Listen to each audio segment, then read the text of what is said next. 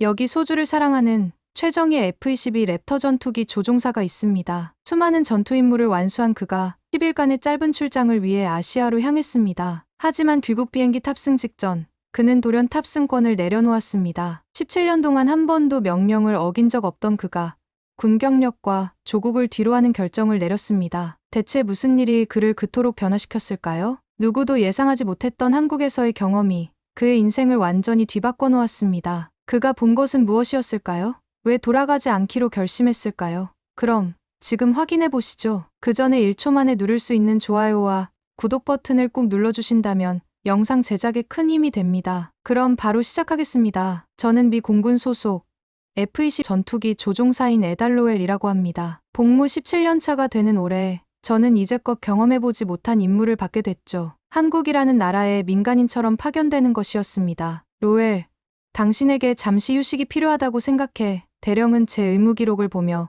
그렇게 말했어요. PTSD 초기 증상이라는 단어가 기록에 적혀 있었습니다. 저는 그 말에 반박하고 싶었죠. 이라크 상공에서 미사일을 피해 비행하던 순간이 가끔 꿈에 나타나긴 했지만 그건 모든 전투 조종사가 겪는 일이니까요. 전투 준비는 완벽합니다. 다시 출격 명령만 내려주세요. 저는 단호하게 말했습니다. 대령은 고개를 저었어요. 이건 명령이야. 한국의 국방기술 연수와 민간 항공 인프라 시찰. 10일간의 임무지. 10일. 저는 속으로 한숨을 쉬었죠. 제가 가장 좋아하는 건 구름 위에서 자유를 지키는 일이었으니까요. F 조종석에 앉아있을 때만큼 제가 미국을 지키고 있다고 느낄 때는 없었습니다. 에단, 내가 자유의 방패라고 불리는 건 알아.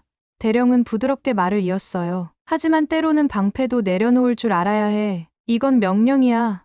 명령. 제 인생의 모든 움직임은 명령에 따랐습니다. 아버지의 명령, 육군사관학교의 명령, 공군의 명령, 그리고 지금은 잠시 비행을 멈추라는 명령이었죠. 비행기를 타고 한국으로 향하는 동안 창밖으로 펼쳐진 태평양을 바라보며 생각했습니다. 내가 어떤 사람인지 스스로에게 물었죠. 나는 조종사였습니다. 미국인이었고 누구보다 자유를 사랑하는 사람이었어요. 복무 중 시리아, 이라크, 아프간 상공에서 3번의 전투 비행을 했습니다. 매번 살아 돌아왔죠. 그리고 항상 생각했습니다. 내가 지키는 것은 자유라고. 개인 태블릿으로 한국에 대한 정보를 찾아봤어요. 분단국가, 북한과의 긴장, 빠른 경제성장, 그리고 미군 주둔. 한국은 우리 미국이 지켜준 나라였습니다. 그런 나라에서 내가 배울 게 있을까? 의문이 들었죠. 파일럿으로서 저는 항상 모든 상황을 제어하는 법을 배웠습니다. 비행 중 불확실성은 치명적이니까요. 하지만 이 임무는 달랐어요. 제가 무엇을 하게 될지,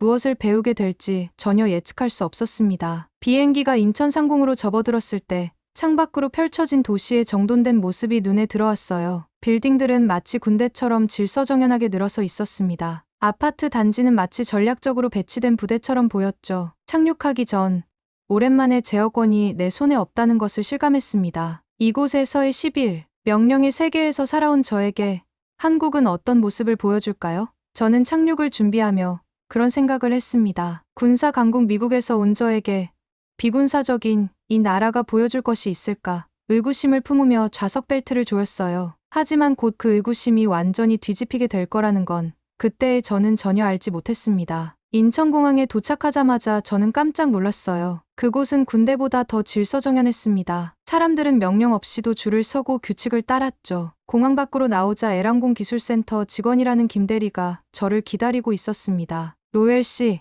환영합니다. 김대리는 유창한 영어로 인사했어요. 오늘부터 제가 안내를 맡게 되었습니다. 저는 군인다운 태도로 고개를 끄덕였죠. 감사합니다. 지시에 따르겠습니다. 김대리는 미소를 지었어요. 지시라기보다는 안내가 더 맞을 것 같네요. 먼저 커피 한 잔 어떠세요? 미국에서라면 커피숍을 찾아 줄을 서야 했겠지만 김대리는 어디선가 스틱커피를 꺼내 저에게 건넸습니다. 이런 작은 준비성이 놀라웠죠. 김대리는 제 짐을 차에 실으며 말했어요. 오늘은 숙소에 짐을 풀고 간단히 서울 도심을 둘러보는 일정입니다. 내일부터 본격적인 기술 교류가 있을 예정이고요. 차에 타자 김대리는 제 건강 상태, 비행은 편안했는지, 한국 음식에 알레르기는 없는지 물었습니다. 이런 세심함에 당황했어요. 미 공군에서는 상관의 지시만 따르면 됐는데 여기선 제 상태를 먼저 물어오는 것이 낯설었죠. 서울로 향하는 고속도로를 달리며 저는 창밖 풍경에 집중했습니다. 도로는 깨끗했고 차들은 질서 있게 움직였어요. 가끔 한국에 대해 동료들에게 들었던 이야기를 떠올려 봤죠. 빠른 인터넷, 삼성, 북한과의 긴장, 그런 피상적인 정보뿐이었습니다. 로엘 씨는 한국에 대해 어떤 인상을 갖고 계셨나요? 김대리가 물었어요. 잠시 생각하다 솔직하게 답했습니다. 미국이 보호하는 국가라고 생각했어요. 우리 동맹국이죠. 김대리는 웃으며 고개를 끄덕였어요. 맞습니다. 하지만 그것만은 아니죠. 우리는 전쟁의 폐허에서 일어나 세계에서 가장 빠르게 성장한 나라이기도 합니다. 호텔에 도착해 체크인하는 과정에서도 느낀 것은 지시 없이 움직이는 조직이었어요. 아무도 소리치지 않았고 아무도 명령하지 않았습니다. 그러나 모든 것이 완벽하게 진행됐죠. 김대리는 저를 방으로 안내한 후 내일 일정표를 건넸어요. 혹시 필요한 것이 있으시면 언제든지 연락 주세요. 제 연락처는 여기 있습니다. 방에 혼자 남겨졌을 때 저는 한국에 대한 첫인상을 정리해봤습니다. 이곳은 제가 상상했던 것과 달랐어요. Welcome, sir.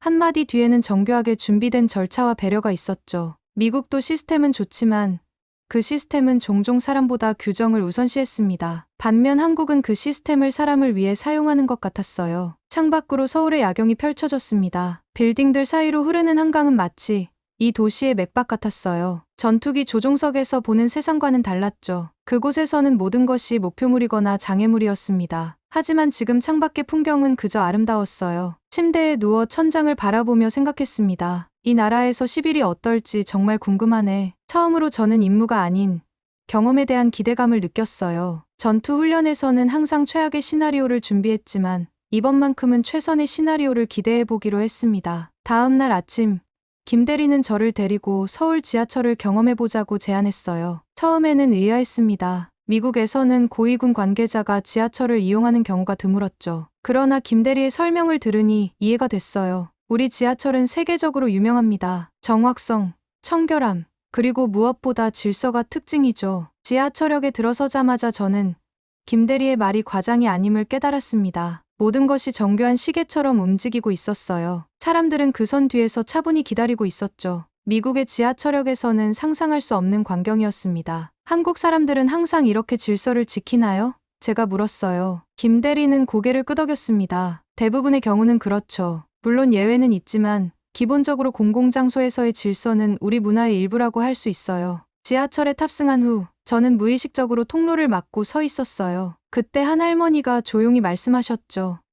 여기요. 순간 당황했지만 바로 비켜드렸습니다. 할머니는 감사의 미소만 남기고 지나가셨어요. 미국이었다면 아마 더 직설적인 요구나 불평이 있었을 텐데 이런 조용한 소통 방식이 신선했죠. 자유의 나라 미국에서 온 저에게 이런 질서는 놀라웠습니다. 제가 김대리에게 솔직히 말했어요. 사실 자유와 질서는 종종 충돌한다고 생각했거든요. 김대리는 고개를 저었습니다. 로엘 씨, 우리는 그 둘이 공존할 수 있다고 믿어요. 자유는 타인의 자유를 존중할 때 더 가치가 있죠. 질서는 그 존중의 표현이라고 생각합니다. 이 대화는 저에게 깊은 인상을 남겼어요. 저는 늘 자유를 지키기 위해 싸웠습니다. 하지만 한국에서는 자유가 질서와 함께 있을 때 더 아름답다는 것을 보여주고 있었죠. 점심을 먹기 위해 한 식당에 들어갔을 때 저는 또 다른 문화적 충격을 경험했어요. 물을 달라고 요청할 필요가 없었죠. 이미 테이블에 준비되어 있었습니다. 음식을 주문하고 기다리는 동안 주변을 둘러보았어요. 사람들은 조용히 대화하며 식사를 즐기고 있었습니다. 미국에서는 식당이 이렇게 조용하지 않아요. 제가 말했죠. 김대리는 웃었습니다. 여기서도 시끄러운 곳은 많아요. 특히 술을 마시는 곳은요. 하지만 기본적으로 공공장소에서는 다른 사람을 배려하는 문화가 있죠. 식사를 마치고 나오면서 저는 문득 깨달았어요. 전투기를 조종할 때 느끼는 통제감과는 다른 더 깊은 안정감을 이곳에서 느끼고 있다는 것을요. 명령 없이 움직이는 이 나라의 시민들을 보며 저는 진정한 강한 나라의 정의에 대해 다시 생각하게 됐습니다. 김대리, 저는 항상 미국이 세계에서 가장 강한 나라라고 생각했어요. 저는 솔직하게 말했습니다. 하지만 이제는 강함의 기준이 뭔지 다시 생각해봐야 할 것 같네요. 김대리는 미소 지었지만 아무 말도 하지 않았어요. 그저 다음 목적지로 저를 안내했죠. 그의 침묵 속에서 저는 더 많은 것을 배우게 될 것이라는 예감이 들었습니다. 저녁에는 한국 군사산업협력 파트너들과의 만찬이 예정되어 있었어요. 김대리가 저를 한한식당으로 안내했죠. 호텔에서 갈아입은 정장 차림으로 들어선 식당은 예상과 달리 아담하고 조용했습니다. 여기가 맞나요? 제가 물었어요. 김대리는 웃으며 고개를 끄덕였습니다. 네, 이곳은 전통 한식을 제대로 맛볼 수 있는 곳이죠. 저희를 맞이한 한국 측 인사들은 친절했어요. 그중 박 부장이라는 분이 저에게 특별한 관심을 보였죠. 로엘 씨, 한국 음식은 처음이시죠? 오늘 특별히 준비했습니다. 식탁에 음식이 나오기 시작했을 때 저는 당황했어요. 10가지가 넘는 작은 그릇들이 테이블을 가득 채웠습니다. 미국에서는 메인 요리 하나와 사이드 디시 정도가 전부였는데 이건 마치 작은 군단이 테이블에 진을 친 것 같았죠. 이 모든 걸 다 먹어야 하나요? 저는 걱정스럽게 물었어요. 모두가 웃었습니다. 박 부장이 설명해 주셨죠. 이건 반찬이라고 합니다. 한국 식사의 특징인데 메인 요리와 함께 조금씩 즐기는 거예요. 첫 번째 도전은 김치였습니다. 붉은색이 견고하듯 매울 것이라 예상했죠. 조심스럽게 한 조각을 집어 입에 넣었어요. 처음에는 강한 향과 맛에 놀랐지만 씹을수록 복잡한 맛이 입안에 퍼졌습니다. 발효된 채소의 맛,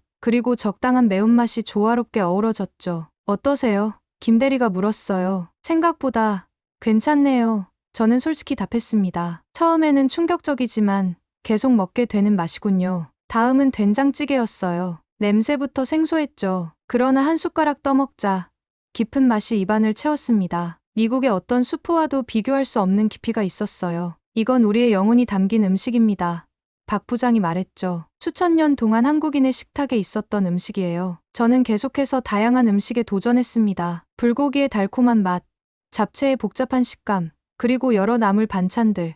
각각이 다른 세계를 보여주는 것 같았어요. 한국 음식은 공격적이지 않았습니다. 제가 느낀 점을 말했어요. 하지만 천천히 저를 압도했죠. 모두가 고개를 끄덕였습니다. 박 부장은 소주를 한 잔 따라주셨어요. 이제 진짜 한국을 경험하려면 이것도 함께해야 합니다. 소주의 첫맛은 놀라웠어요. 뜨겁지만 깨끗한, 그리고 미묘하게 달콤한 맛이었죠. 평소 위스키를 즐기던 저에게는 가벼운 듯했지만 2잔, 3잔이 지나자 점점 그 힘을 느낄 수 있었습니다. 로엘 씨, 한국에서 비행기를 조종해 보신 적 있나요? 한 엔지니어가 물었어요. 저는 고개를 저었습니다. 아니요.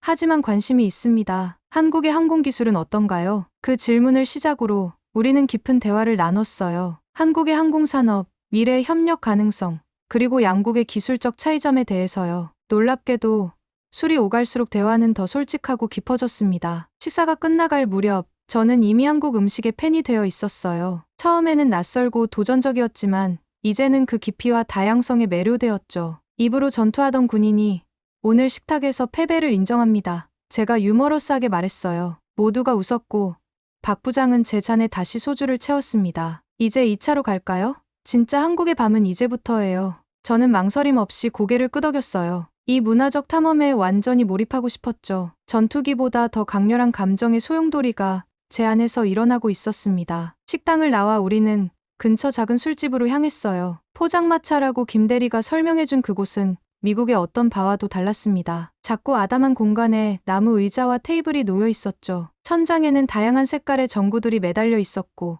공기 중엔 구수한 음식 냄새가 가득했어요. 이런 곳이 한국의 진짜 술집인가요? 제가 물었죠. 박 부장이 웃으며 대답했습니다. 이런 곳이야말로 한국의 진짜 모습을 볼 수 있는 곳이에요. 여기서는 사회적 지위가 사라지고 모두가 평등해지죠. 자리에 앉자마자 테이블에는 또 다시 소주병이 놓였어요. 그리고 안주라는 것도 함께 나왔습니다. 오뎅, 두부김치, 그리고 파전이었죠. 건배, 모두가 함께 외쳤어요. 소주 한 잔을 비우고 저는 그 맛에 점점 익숙해지고 있다는 걸 느꼈습니다. 물처럼 마시게 되었지만 동시에 온몸이 반응하기 시작했죠. 따뜻함이 퍼지고 마음이 가벼워졌어요. 로엘 씨, 한국에 대한 첫인상이 어떤가요? 엔지니어 중 한 분이 물었죠. 저는 솔직하게 대답했습니다. 처음에는 혼란스러웠어요. 모든 것이 다르니까요. 하지만 지금은 매력적인 나라라고 생각합니다. 특히 질서와 자유가 공존하는 방식이 인상적이에요. 박 부장은 고개를 끄덕였어요. 우리나라는 짧은 시간에 많은 변화를 겪었습니다. 전쟁, 가난, 그리고 급속한 발전까지. 그 과정에서 우리는 질서의 중요성을 배웠죠. 대화는 자연스럽게 개인적인 이야기로 흘러갔어요. 제 군 생활, 그들의 회사 생활, 그리고 각자의 꿈과 고민까지. 소주가 더해질수록 우리 사이의 거리는 좁아졌습니다. 너 미국인 맞죠? 근데 소주 주량 왜 이래요? 김대리가 놀란 표정으로 물었어요. 저는 웃으며 어깨를 으쓱했죠. 전투기 조종사는 알코올 내성도 훈련합니다. 농담처럼 말했지만 사실 저도 제 주량에 놀라고 있었어요. 밤이 깊어갈수록 저는 미국에서는 경험해보지 못한 친밀감을 느꼈습니다. 낯선 나라, 낯선 사람들과 함께였지만 마치 오랜 전우들과 있는 것 같은 편안함이 있었죠. 에단 박 부장이 처음으로 제 이름을 불렀어요. 당신은 군인이기 전에 한 사람이에요. 가끔은 그걸 잊지 마세요. 그 말이 제 마음 깊숙이 와닿았습니다. 저는 항상 스스로를 미 공군 소속 F-21 랩터 전투기 조종사 에단 로에로 정의했어요. 그 정체성이 저의 모든 것이었죠. 하지만 이곳에서 이 순간만큼은 그저 에단으로 존재하고 있었습니다. 소주는 작지만 무너뜨릴 줄 아는 술이었어요. 제 단단한 군인의 정체성, 미국인으로서의 자부심, 그리고 확고했던 세계관까지 모든 것이 조금씩 흔들리고 있었죠. 한국식 술자리의 묘미는 정제된 분위기 속에서도 깊은 소통이 가능하다는 거예요. 김대리가 말했습니다. 정말 그랬어요. 큰 소리로 웃고 떠들면서도 그 안에는 서로에 대한 존중과 배려가 있었죠. 전투기보다 더 강렬한 감정의 소용돌이를 경험하면서 저는 처음으로 군복 너머의 세계를 보기 시작했습니다. 내일도 바쁜 일정이 있으니 이만 돌아가는 게 어떨까요? 김대리의 제안에 모두가 동의했어요. 호텔로 돌아가는 택시 안에서 저는 창밖의 서울 야경을 바라보며 생각했습니다. 이 도시, 이 나라는 제가 상상했던 것과는 완전히 달랐어요. 그리고 어쩌면 제 자신도 제가 생각했던 것과는 다른 사람인지도 모른다는 생각이 들었죠. 다음 날 아침, 가벼운 숙취와 함께 일어났어요. 놀랍게도 제게는 오랜만에 찾아온 평온한 수면이었습니다. 악몽 없이,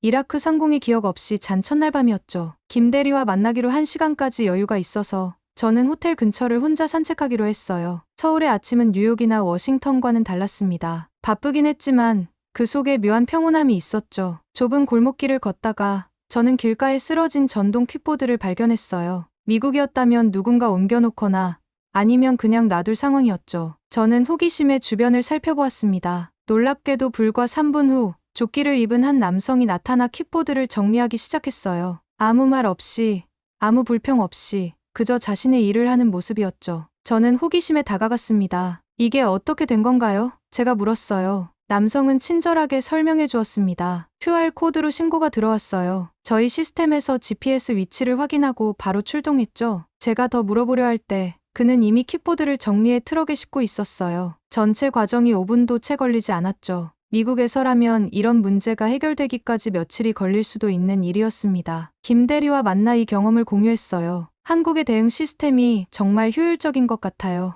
김대리는 고개를 끄덕였습니다. 우리는 사일런트 솔루션이라고 부르죠. 문제가 발생했을 때 큰 소리로 불평하기보다는 조용히 빠르게 해결하는 방식이에요. 그날의 일정은 한국항공기술센터 방문이었어요. 저는 미국과 한국의 항공 시스템을 비교하면서 많은 것을 배웠죠. 기술적인 면에서는 미국이 앞서 있었지만 운영과 관리 측면에서는 한국이 더 효율적인 부분이 많았습니다. 점심시간, 우리는 구내 식당에서 식사를 했어요. 거기서도 저는 질서와 효율성을 목격했습니다. 사람들은 줄을 서서 차례를 기다렸고 식사를 마친 후에는 자신이 사용한 음식 쓰레기, 수저, 그릇을 정해진 곳에 분리해서 버렸죠. 미국은 총을 드는 나라지만 한국은 시스템을 드는 나라인 것 같네요. 제가 김대리에게 말했어요. 그는 고개를 끄덕였습니다. 각 나라마다 강점이 다르죠. 미국은 혁신과 창의성에서 세계를 선도하고 우리는 그것을 효율적으로 적용하고 운영하는 데 강점이 있어요. 오후에는 서울 시내의 다른 장소들을 방문했습니다. 어디를 가나 저는 그 조용하지만 치밀한 처리 체계에 감탄했어요. 쓰레기통이 넘치지 않았고 도로는 깨끗했으며 대중교통은 시간표대로 정확히 움직였죠. 어떻게 이런 시스템을 유지할 수 있는 거죠? 제가 궁금해했어요. 김대리는 잠시 생각하더니 대답했습니다. 저희가 빨리빨리 문화라고 불리는 것이 있어요. 효율성을 중시하죠. 하지만 동시에 우리라는 개념도 강해요. 개인보다 공동체를 생각하는 마음이 시스템을 유지하는 힘이 되는 것 같습니다. 그날 밤 호텔 방으로 돌아와 침대에 누워 저는 제가 보고 느낀 것들을 정리해봤어요. 미국과 한국, 두 나라 모두 강했지만 그 강함의 본질은 달랐죠. 미국의 강함은 눈에 보였습니다. 군사력, 경제력, 기술력. 하지만 한국의 강함은 보이지 않는 곳에 있었어요. 질서, 효율성, 그리고 공동체 의식. 전투기 조종사로서 저는 항상 보이는 힘에 의존해왔습니다. 하지만 이곳에서 저는 보이지 않는 힘의 중요성을 배우고 있었어요. 그리고 그것이 제 인생의 항로를 어떻게 바꿀지 아직은 모르지만 무언가 변화가 시작된 것을 느낄 수 있었습니다. 한국에서의 시간이 빠르게 흘러 어느덧 일정의 절반이 지났어요. 아침에 일어나 메일을 확인하니 미 공군 본부에서 연락이 와 있었습니다. 복귀 후 저는 극동 미군 기지로 전출될 예정이라는 내용이었죠. 에단 로엘 소령, 당신의 기술적 역량과 현재 한국에서의 경험을 고려해 복귀 후 오키나와 미군 기지로의 발령을 결정했습니다. 저는 한숨을 쉬었어요. 또 다른 임무, 또 다른 부대. 그동안의 패턴이었죠. 하지만 이번엔 뭔가 달랐습니다. 그 소식이 예전처럼 설레지 않았어요. 오히려 마음 한구석이 무거워졌죠. 좋은 소식인가요? 아침 식사 자리에서 김대리가 물었어요. 글쎄요. 복귀 후 새 임무가 정해졌네요. 저는 답했습니다. 김대리는 고개를 끄덕였어요. 그러더니 조심스럽게 제안했죠. 사실 말씀드리고 싶은 게 있었어요. 한국 민간항공사 쪽에서도 미군 조종관 경력자를 찾고 있거든요. 특히 항공안전 부문에서요. 저는 놀라서 김대리를 바라봤습니다. 민간항공사라고요? 네. L항공에서 항공안전 컨설턴트를 찾고 있어요. 미 공군의 전문성을 높이 평가하고 있죠. 혹시 관심 있으시면 담당자를 만나보실 수 있게 해드릴 수 있어요. 그 순간 제 머릿속에 새로운 가능성이 열렸어요. 미군 조종사로 계속 복무할 것인가, 아니면 한국에서 새로운 길을 찾을 것인가. 그동안 한 번도 생각해보지 않은 선택지였죠. 생각해볼게요. 제가 대답했습니다. 그날 일정은 인천국제공항의 관제 시스템 견학이었어요. 관제탑에서 관제사들의 일하는 모습을 보며 저는 깊은 인상을 받았습니다. 미국의 시스템도 훌륭했지만 한국의 그것은 또 다른 차원의 효율성과 안전성을 갖추고 있었어요. 우리는 사람 중심의 시스템을 구축하려고 노력합니다. 관제탑 책임자가 설명했어요. 기술은 도구일 뿐 결국 그것을 운용하는 건 사람이니까요. 그 말이 제 마음을 울렸습니다. 전투기 조종사로서 저는 항상 기계와 시스템에 의존해왔죠. 하지만 그 모든 것의 중심에는 사람이 있었어요. 제가, 동료들이, 그리고 제가 보호하려 했던 모든 사람들이. L항공의 정비센터로 이동하는 동안 저는 제 인생의 방향에 대해 깊이 생각했어요. 항상 임무를 따라 움직였고 그것이 제 존재의 이유라고 생각했죠. 하지만 한국에서의 경험은 저에게 다른 가능성을 보여주고 있었습니다. 로엘 씨, 한국에서는 조종사가 단순히 비행기를 조종하는 것만이 아니라 하늘을 살리는 법을 배웁니다. 정비센터의 부장님이 말씀하셨어요. 안전, 효율성, 그리고 사람에 대한 깊은 이해가 필요하죠. 저는 고개를 끄덕였습니다. 그동안 저는 자유의 방패로 살아왔어요. 미국이 주는 자유를 지키는 것이 저희 사명이었죠. 하지만 이제 저는 새로운 관점을 얻고 있었습니다. 자유를 지키는 것뿐만 아니라 그 자유를 의미 있게 만드는 기술과 질서의 중요성도 깨닫고 있었어요. 호텔로 돌아오는 길, 김대리는 조심스럽게 물었습니다. 로엘 씨, 제안에 대해 생각해 보셨나요? 아직이요. 저는 솔직하게 대답했어요. 하지만 진지하게 고려하고 있습니다. 방에 돌아와 창밖을 바라보며 저는 제 인생의 활주로에 대해 생각했어요. 지금까지 저는 정해진 경로만 따라왔죠. 하지만 이제 새로운 방향으로의 이륙을 고려하고 있었습니다. 그리고 그 생각은 두렵기보다 오히려 설레는 마음을 가져다 주었어요. 한국에서의 마지막 날, 저는 인천공항으로 향했습니다. 비행기 탑승 시간까지 1시간 남짓. 출국장 앞에서 저는 발걸음을 멈췄어요. 무언가 결정을 내려야 할 때가 왔다는 걸 느꼈죠. 에단, 괜찮아요? 김대리가 물었습니다. 저는 깊게 숨을 들이마셨어요. 김대리, 이건 전투기가 아닌 착륙지 선택의 문제인 것 같아요. 김대리는 조금 혼란스러운 표정을 지었지만 저를 기다려주었죠. 저는 지난 10일간의 경험을 떠올렸습니다. 한국의 질서, 그 속에서 발견한 자유, 그리고 제가 느낀 평화. 이라크 상공에서의 악몽 대신 서울의 밤하늘을 꿈꾸던 날들. 저는 항상 자유의 방패였어요.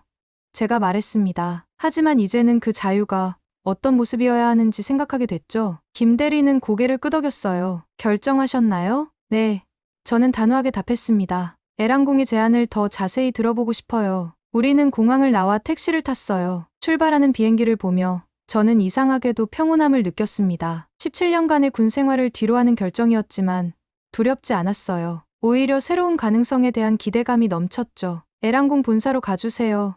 김대리가 택시 기사에게 말했어요. 택시 안에서 저는 제 결정에 대해 더 깊이 생각했습니다. 이것은 단순한 직업 변경이 아니었어요. 인생의 방향 전환이었죠. 전투에서 정비로, 명령에서 선택으로. 사실 저도 놀랐어요. 김대리가 말했습니다. 대부분의 미국인들은 짧은 방문 후 돌아가길 원하거든요. 저는 웃었어요. 저도 그럴 줄 알았죠. 하지만 한국에서 제가 발견한 건 미국에서는 찾지 못했던 것들이었어요. 질서 속의 자유, 강함이 꼭 눈에 보이는 것만이 아니라는 사실. L항공 본사에 도착해 우리는 인사부장님과 만났습니다. 제 경력과 한국에서의 경험, 그리고 미래에 대한 비전을 나누었어요. 그들은 제가 미 공군에서 배운 기술과 경험을 높이 평가했고, 저는 한국의 시스템에서 배울 점들을 이야기했죠. 로엘 씨, 당신의 경험은 우리에게 큰 자산이 될 것입니다. 인사부장이 말했어요. 미국과 한국, 두 나라의 장점을 결합한다면 우리는 더 안전하고 효율적인 항공 시스템을 만들 수 있을 거예요. 계약 조건과 업무 내용을 논의하면서 저는 점점 더 확신을 갖게 되었습니다. 이것이 제가 가야 할 길이라는 것을요. 미 공군에 사직서를 제출하고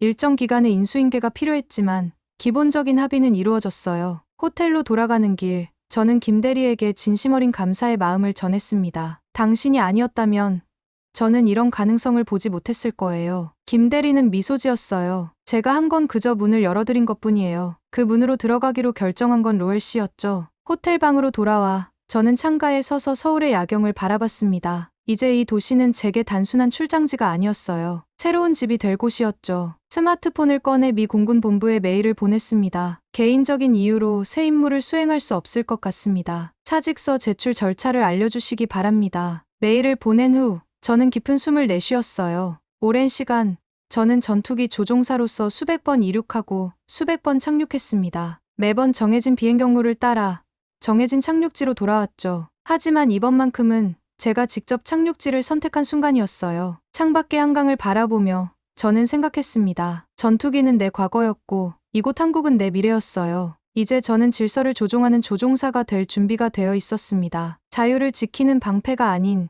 자유와 질서의 조화를 만드는 다리가 되기로 결심했죠. 밤하늘을 바라보며 저는 평온함을 느꼈습니다. 드디어 진정한 의미의 착륙을 제 선택으로 이루어낸 것이었으니까요.